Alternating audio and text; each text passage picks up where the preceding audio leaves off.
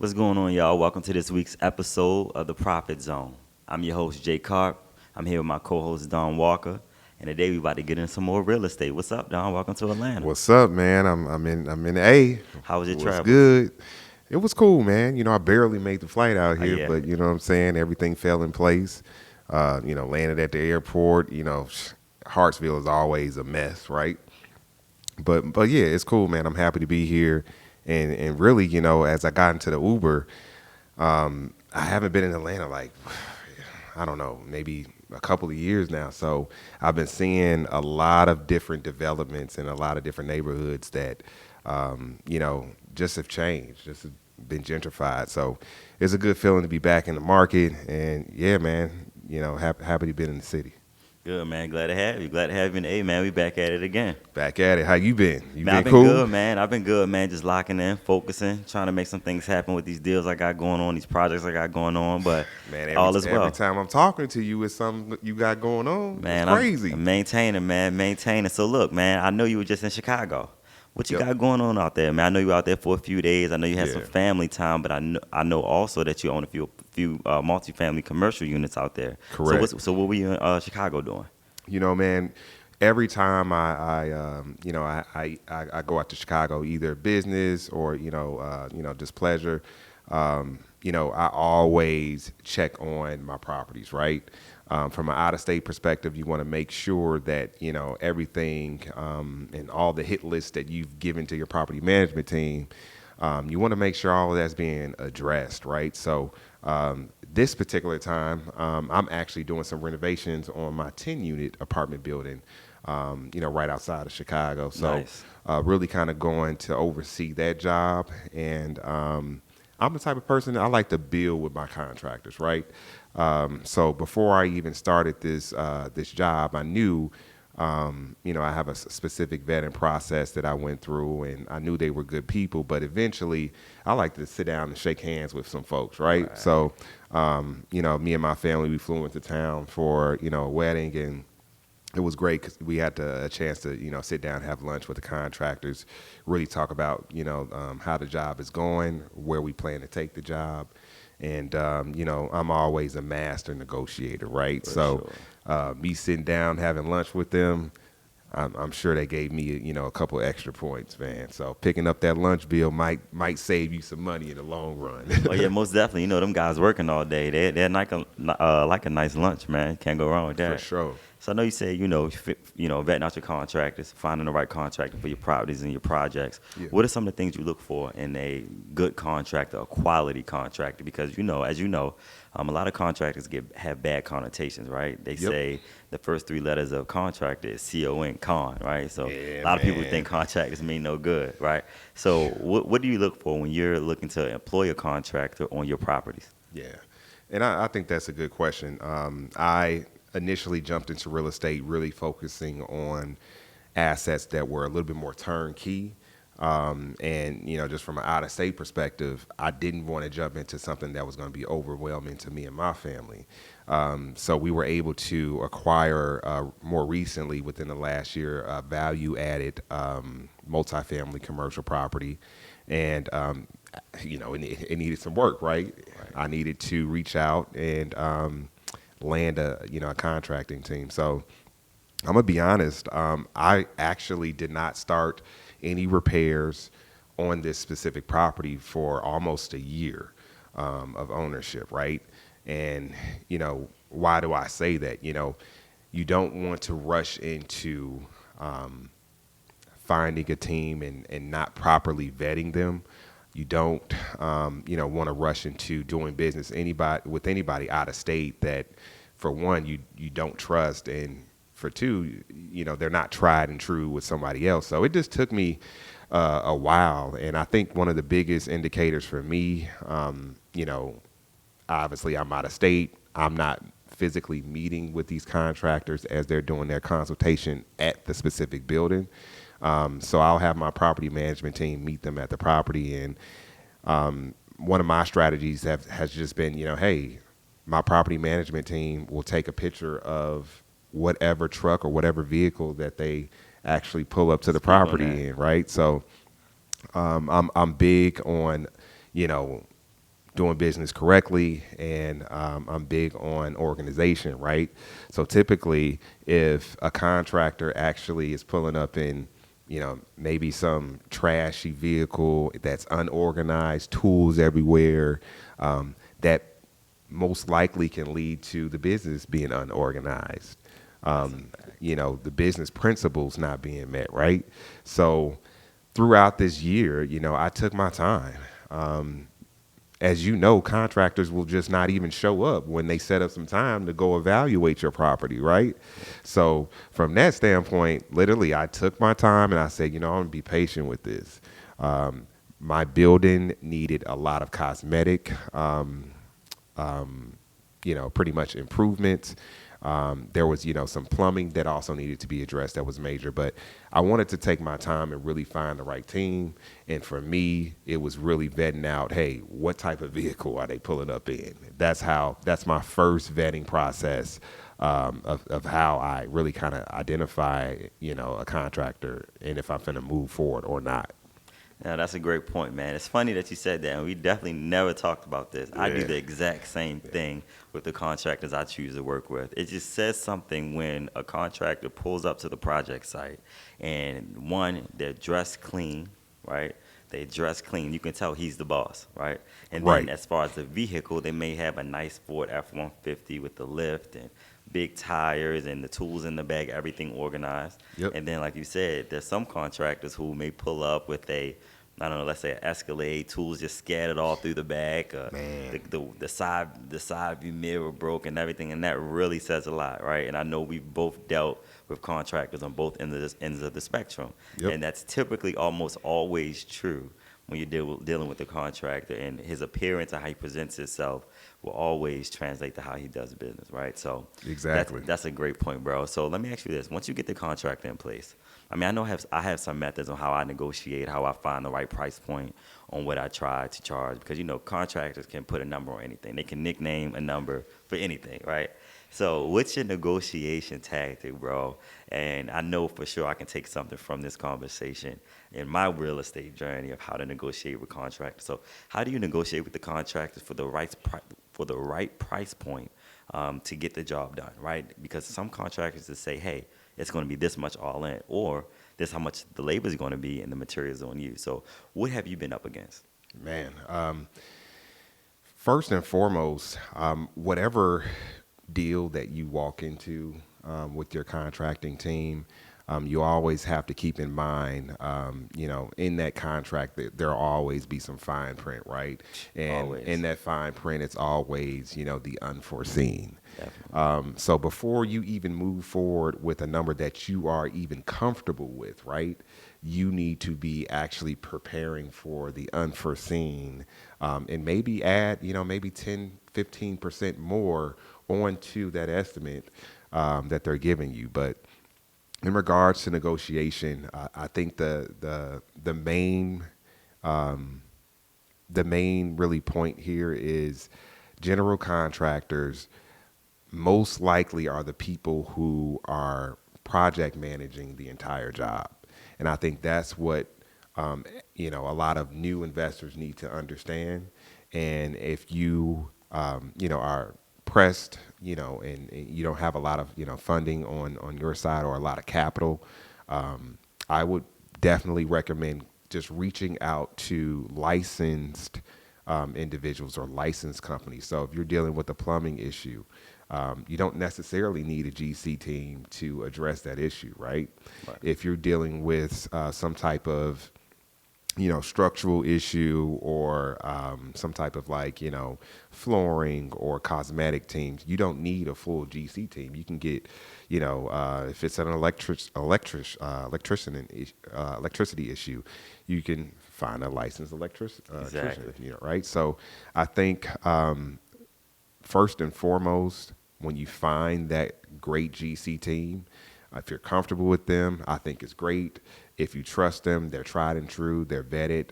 They've actually had great, recommendations, referrals from other people who've used them. Perfect, right? So now you move forward into the negotiations. Let's say they've offered you an estimate. Hey, it's going to cost $20,000 to address the electricity as well as the plumbing. So biggest advice that I can give to you is to actually get multiple bids, right? So you're going to reach out to a licensed electrician. You're going to reach out to a licensed plumber. You are going to get side estimates from them, and then you are going to compare those estimates with your GC estimate. So typically, once you do that, you have a little bit of wiggle room to go back to the general contractor saying, hey, I know you have your own group of licensed individuals, but I also have done my research, right? I can get this job done for $16,500 versus the $20,000 estimate. And you're able to, really kind of just meet in the middle, and save yourself a couple $1,000s. And I don't know who's out there listening that needs a couple $1,000s, right? Money doesn't fall off trees. So with negotiations, I would always approach, kind of just getting multiple bids from licensed, business owners, and then going back to your GC team and seeing if you guys can meet in the middle.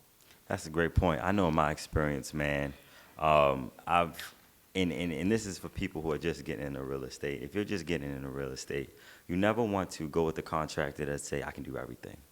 Just give me $75,000. I'll do the demo, framing, Right. the roof, plumbing, HVAC, and electricity. That's a big no-no. That's a big red flag, right? Because like you said before, there's so many unforeseen circumstances within real estate. You can demo the house and realize that your joist needs to be repaired. Yep. Right, so that may be a few extra $1,000 now your contractor is coming back hitting you for, but he already told you he'll do it for $65,000, $75,000, and now you guys are just butting heads, right? So I would never recommend anybody in real estate to just, even if you're hot with cash and you have the money, that's fine, but you never want to just automatically just, okay, you said this much, okay, I'm going to give this to you to do everything. So Exactly. so to your point, you definitely want a quality GC. Right, but you also want the people that have specializations. So you want to have a master electrician, you want to have a master plumbing, you want to have somebody that specializes in HVAC. Now everything else, go with the GC for. You want to get the GC to do the roof, right? Even if you want to go as far as get a roofing company to do the roof, you can do that. But everything else, GC to do the roof, do the framing, do the flooring, the trim, hang the drywall, mud tape finished. Everything else outside of the mechanics, I always highly recommend people do that, because I've had experiences where, my first renovation that I was coming in hot with cash. GC told me one price. I'm just, He called Home Depot calling me. I'm clearing the paperwork. I'm clearing the order. Clearing the order. I come back home, and also to your point, not being really as hands-on and trusting someone out of state, I come back home, nothing is done right. So guess what I had to do? Restart everything. This is with your first GC team. My first GC team, it was just a guy who had work, who just had a bunch of workers working for him. It wasn't really a team. So I trusted this one guy to just do everything for a set price. So I'm like, okay, what? That's clear. But that was a big no-no for me. I lost so much money that way, enough money that it would probably turn somebody off from real estate, right? But I didn't really have a mentor going into it. To an extent where I was just hands-on and knew about that process. I was just young with a bunch of cash and ready to get it done. But now I've transitioned to just like you. I have a quality GC that I've vetted, but I also have people that specialize in certain things. I have a master electrician. His name is Joe. Call him Joey. He's been doing electricity for as long as I've been living. I have a plumber. His name is John Huff. He's great in the Baltimore area. He does all the plumbing, custom plumbing from start to finish. I have an HVAC guy. His name is Mike. Oh, man, he's like a Tasmanian devil. He'll come through the spot, boom, boom, boom, boom, boom. This is what you need to do. And give me the right numbers. And I know for a fact that they will pull permits. They'll make sure it's done correctly up to code. They will make sure that the proper inspection is done and there's no hiccups. Now, it took some time. Like, I jumped in my first, into real estate back in 2019. So it's been not that long, but it's been a minute, especially when you're dealing with a couple properties, right? Yeah. A few properties. So it was a trial and error method, right? So now it's to the point where I've learned so much as it relates to how to do a project from a distressed property, from the demo to bringing it back up to livable, to where as though I can I can have someone. Well, those guys are general contractors as well. They just have specializations. So I have those guys do those particular points for me. And then as far as cosmetics, I'm knowledgeable enough now from my experience that I can get, some guys that I know that do carpentry work to go in and say, hey, I need you to come put the trim on the windows. I need you to put 4x8 plywood on the flooring so that we can, be prepared to lay the floor. Yep. Or install the insulation. I'll pay you $180 a day. You and two other guys, $180 a piece per day to install the insulation in the whole house. R49 on the roof, R22 on the exterior walls. So I've learned that, but it was definitely some trial and error, bro. Yeah. When I've got into this game, it can automatically turn you off from real estate. And you bring up a good point. We got a lot of people who want to jump into the real estate game. A lot of listeners out there, and a small or big financial loss with a contractor may scare them away, right? So, can you shed some light on, hey, maybe it was your first experience, right? You said you were really eager to get the job done. Ballpark, how much money can somebody lose?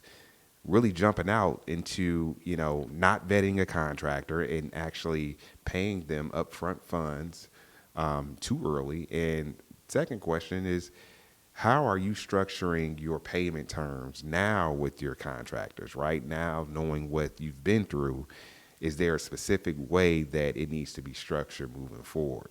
Great question, bro. So I'll be transparent. My first real estate flip, I had a distressed property. Again, I had just left corporate America. Oh, so man. I was sitting on I was sitting on a lot of cash. Business is doing what it was supposed to do. Business booming. So I had just had extra capital to invest. So I'm just coming in hot, right? I lost about $30,000 on my first real estate go around. $30,000 cash of my own money. I lost just throwing it at a contractor. Okay, do this. And I wasn't managing the project properly. I come in town, things run up the code. I actually had a project manager who bailed out on me for whatever reason. Mm-hmm. And honestly, he was a project manager that was from Baltimore, but lived in Atlanta. That was a red flag number one. So how to worry about to manage the project for me? You live here with me, So that was number one. I just kind of trusted this guy. He was an older guy, older cat, like double my age, claimed to have all this experience and things like that. And it's not to down him, but he definitely introduced me to people that I still have relationships to this day. But so project manager bailed on me, quote unquote project manager bailed on me. So then I was just left with the contract. So I'm just throwing money. Yeah, so I ended up losing in total about $30,000, man. And then I had to actually redo the property. So just imagine that. I had lost $30,000, had to redo the property. Granted, it's been rented for like 4 or 5 years or so. So I made the money back and then some, plus with appreciation. Mm-hmm. But I literally drained a good amount of my savings, like over 80%, 85% of my savings on this risk that I take. Yeah. Like, I tell you all the time, I'm a risk taker. Yep. Calculated risk, manage my cash flow, I'm gonna go do it. But yeah, man, I just didn't vet him right, man. I just was throwing money at him. So he told me he could do HVAC, electricity, plumbing, everything. And he did nothing right. Wow. Nothing. So now, again, but it was a learning lesson, man. Sometimes within real estate, you're going to pay for your mistakes. And that's that's the beauty in it. Like, any mistake that you make or thing that you may have to come extra out of pocket for is lessons learned, because if you're smart, you're never going to do it again. Yep. So it's like, you can't sell me anything. Can't no contractor come and tell me, say it's going to take this to get this done. I'm going to just go ahead and I'm just not going to call you back because I know you're trying to bullshit me. You know what I'm saying? So now, with the contractors that I work now, I vet them, right? So I told you before, I have people that specialize in certain trades that will do the work. How I typically work is, with the contractors that I work, number one, you never want to give somebody a deposit to start work. That's like going to a job every day and they're paying you before you get there to go to work for 40 hours a week. It doesn't even make sense. So what I do now is depends on the job. So some contractors I work with is labor material included. So we're structured in thirds. First, he'll start. I'll give him a deposit to start. Right, 30%. Yeah. Right, like 30%, because some contractors you will have to. So I take that back. Yeah, some contractors you'll give them a third because they have to go buy the material. Now, if materials are not included, I would not recommend paying a contractor up front. They got to show up to work first. So what I would do, I would pay them in thirds. first to start, if you got to go get the materials, pull the permits, start whatever demo process, whatever process you need to do. And then the second part is when we have the rough-in inspection and everything's, done up, got the rough-in inspection done, boom, that's your second part. And then the third and final part is when the whole job is wrapped up and we're getting ready to go into the final inspection. That's what I would recommend for any contractor that you work with is to pay them in thirds. I mean, one, you can manage your cash flow, whether you're cashing out your contractors or leveraging the bank to pay your contractors. You want to manage the cash flow because the last thing you want to do is blow your construction budget and still have a half-assed house. Because you can run out of money, you still got to finish the house. Yeah. So that's what I typically do. I pay them in thirds. And the checkpoints are when, I have a schedule of work of when you do a proportion of work, I will give you, I'll give you a draw to start, but when you do a certain amount of work up to a certain point with maybe a rough-in inspection included, then I'll give you another draw. Mm-hmm. And then the third and final draw. So that's how I like to do it, man. It's proven tried and true. And then also it incentivizes the contractor to show up to work. Because let's be honest, a lot of contractors I'm going to be honest with you. From my experience, a lot of contractors are robbing Peter to pay Paul. They'll take your money to make up from a job that they're behind on the other side of town. Yep. But they'll never tell you that. But I've learned that over experience. Like this guy may be asking for $65,000 up front or whatever the number is, and they will take that just to make up for a job that they fell under budget on so that they don't got to come out of pocket. It's like a crazy cycle. So paying them in thirds, having those checks and balances, having those schedules of work will really eliminate that gray area for you to get screwed over Right. in the process. So, Yeah, man.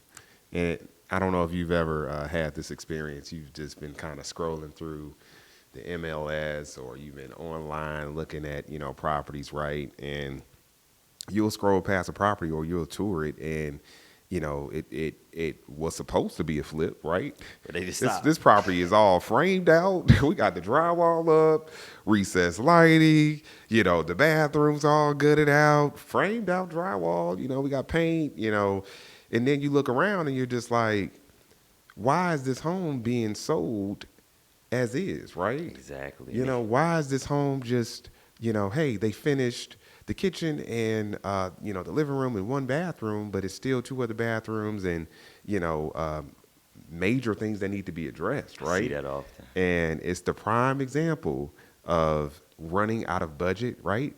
Or a contractor just really not standing on their words, and like I said, maybe they didn't finish the project, and the investor is now forced to either come out of pocket, which is like what you did. You finished your job out of pocket, right? Unfortunately. And you saw it through. But again, some people can have experience where now they, real estate can just run them away, or having a bad contractor can run them away. Yeah. They put that property right back on the market and didn't even finish it. Yeah, You know I what see I'm that a saying? lot too. I see that a lot. Like I go on these auction sites. Like we talk briefly how we find our deals. I like to typically do either the MLS or auction sites, and I often see these properties that's like, like you said, framed up, drywall. It's like, bro, y'all almost at the finish line. Why are they selling this? Two things: either they ran out of money, and they gotta sell it, or everything was done completely wrong, and they don't want to go do it again. Yeah.